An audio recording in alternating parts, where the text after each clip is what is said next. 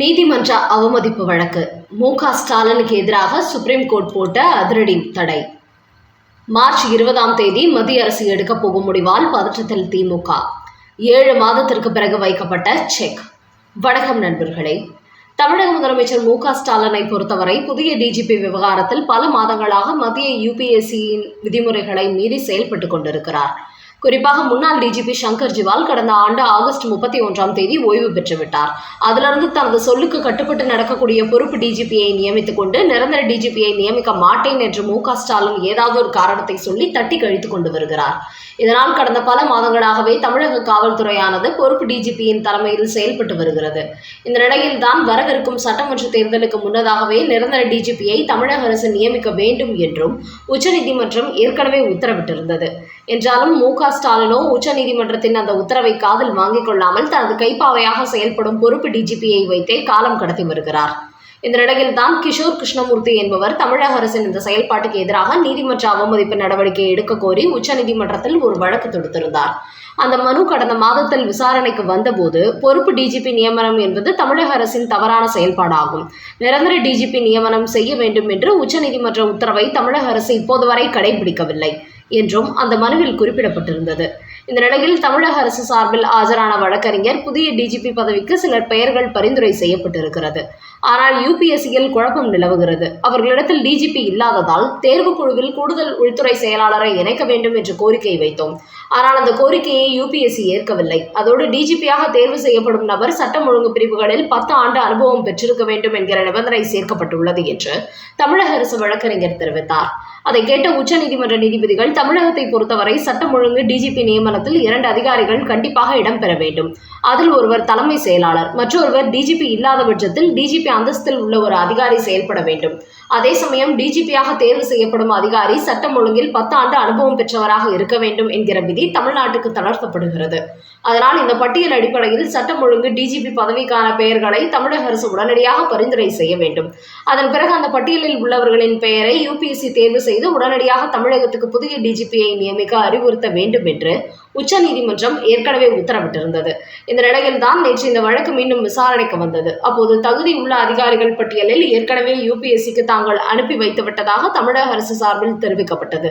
இந்த நிலையில் மத்திய பணியாளர் தேர்வு ஆணையமான UPSCயும் தமிழக அரசு அனுப்பியுள்ள இந்த பட்டியலில் ஆய்வு செய்து மார்ச் 20ஆம் தேதி தேர்வு கூட்டம் நடத்துகிறோம். அந்த கூட்டத்திற்கு பிறகு தமிழகத்திற்கு புதிய டிஜிபி தேர்வு செய்யப்படுவார் என்று தெரிவித்துள்ளார்கள்.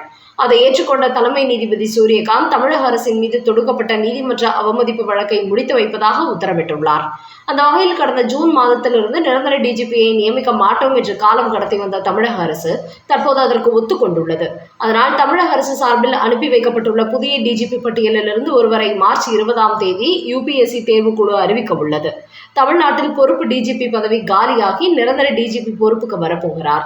தமிழக முதலமைச்சர் மு.க. ஸ்டாலினை பொறுத்தவரை தனது கட்டுப்பாட்டில் இருக்கும் பொறுப்பு டிஜிபி மூலம் திமுக ஊழல் அமைச்சர்கள் மீது கைது நடவடிக்கை எடுத்துவிடக் கூடாது என்பதற்காக இத்தனை மாதங்களும் டிஜிபி நியமனத்தை இழுத்தடித்துக் கொண்டே வந்தவர் இப்போது உச்சநீதிமன்ற உத்தரவினால் நிரந்தர டிஜிபியை நியமிக்க வேண்டிய கட்டாயத்துக்கு தள்ளப்பட்டிருக்கிறார்.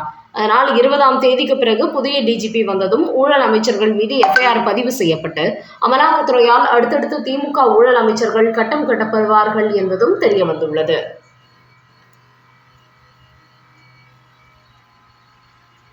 அடுத்த செய்தி. மு.க. ஸ்டாலின் வீட்டுக்கு அருகே அரங்கேறிய கொடூரம். அண்ணாமலை வெளியிட்ட கண்டன அறிக்கை. திமுக ஆட்சிக்கு வந்ததிலிருந்தே தமிழ்நாட்டில் பாலியல் வன்கொடுமைகள் என்பது அதிகரித்துவிட்டது. குறிப்பாக பள்ளி கல்லூரி மாணவர்கள் ஆங்காங்கே பலாத்காரம் செய்யப்பட்டு வரும் நிலையில் முதலமைச்சர் மு.க. ஸ்டாலின் வீட்டுக்கு அருகிலேயே ஒரு கல்லூரி மாணவி கடத்தப்பட்டு வன்கொடுமைக்கு ஆளாகி இருப்பதாக பாஜக முன்னாள் தலைவர் அண்ணாமலை ஒரு அறிக்கை வெளியிட்டுள்ளார். அதில் தமிழ்நாட்டில் பரவலாகவே பலாத்கார சம்பவங்கள் என்பது நாளுக்கு நாள் அதிகரித்துவிட்டது. மதுராந்தகம், விளாத்திக்குளம், தூத்துக்குடி என பல பகுதிகளில் இளம் பெண்கள் வன்கொடுமை செய்யப்பட்டு வருவதோடு கொலை செய்யப்பட்டும் வருகிறார்கள். இந்த நிலையில் தற்போது முதலமைச்சர் மு.க. ஸ்டாலின் வீட்டுக்கு அருகிலேயே ஒரு கொடிய வன்கொடுமை சம்பவம் நடைபெற்றுள்ளது. இப்படி தொடர்ந்து குற்ற சம்பவங்கள் நடைபெறுவது தமிழக அரசின் செயலற்ற தன்மையை காட்டுகிறது. ஆனால் இதுபோன்று நாடு முழுக்க சம்பவங்கள் நடைபெற்று பொதுமக்கள் போராட்டங்களில் ஈடுபட்டு வருகிறார்கள். காவல்துறையும் வழக்கு பதிவு செய்து குற்றவாளிகளை கண்டறியும் முயற்சிகளில் ஈடுபட்டு வருகிறார்கள். ஆனால் முதலமைச்சர் மு.க.ஸ்டாலினோ தமிழ்நாட்டில் பெண்கள் மிக பாதுகாப்பாக இருக்கிறார்கள், திராவிட மாடல் ஆட்சியில் தமிழ்நாடு அமைதி பூங்காவாக இருக்கிறது என்று கொஞ்சம் கூட கூச்சமே இல்லாமல் மார்த்தட்டி கொண்டு வருகிறார்.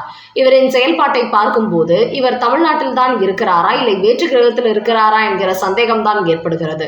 அந்த அளவுக்கு நாட்டில் எத்தனையோ அதிர்ச்சி சம்பவங்கள் நடைபெற்று வரும் நிலையில் இவரோ எதுவும் நடைபெறாதது போன்று பெருமை பேசிக் கொண்டு வருகிறார் என்று கூறியுள்ள அண்ணாமலை, ஒரு பக்கம் திமுகவின் 5 ஆண்டுகால ஆட்சியில் எவ்வளவு பெண்கள் தமிழ்நாட்டில் பலாத்காரம் செய்யப்பட்டுள்ளார்கள், படுகொலை செய்யப்பட்டுள்ளார்கள் என்கிற பட்டியல் வெளியாகி பொதுமக்களுக்கு பலத்த அதிர்ச்சியை கொடுத்து வருகிறது.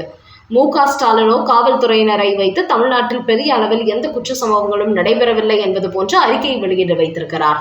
ஆனால் நாடு முழுக்க நடக்கும் அசம்பாவித சம்பவங்களை பார்த்து மக்கள் மிகப்பெரிய அதிருப்தியில் இருக்கிறார்கள்.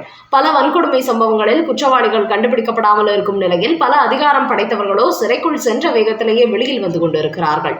அந்த அளவுக்கு திராவிட மாடல் ஆட்சி என்பது ஒரு திறனற்ற குற்றவாளிகளுக்கு உறுதுணையாக இருக்கும் ஆட்சியாக இருந்து வருகிறது.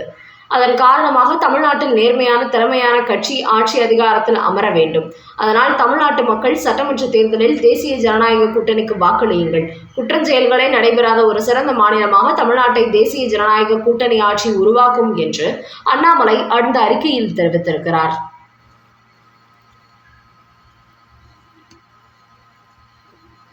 அடுத்த செய்தி. மீண்டும் சிபிஐ சம்மன் எதிரொலி. ஒரு நாளைக்கு முன்பே டெல்லி செல்லும் விஜய்.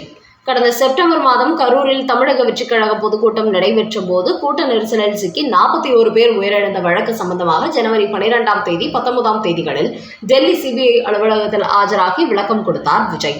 இந்த நிலையில் மீண்டும் அவரிடத்தில் விசாரணை நடத்துவதற்காக மார்ச் 10ஆம் தேதி டெல்லி சிபிஐ அலுவலகத்தில் ஆஜராகுமாறு சம்மன் அனுப்பியிருந்தார்கள்.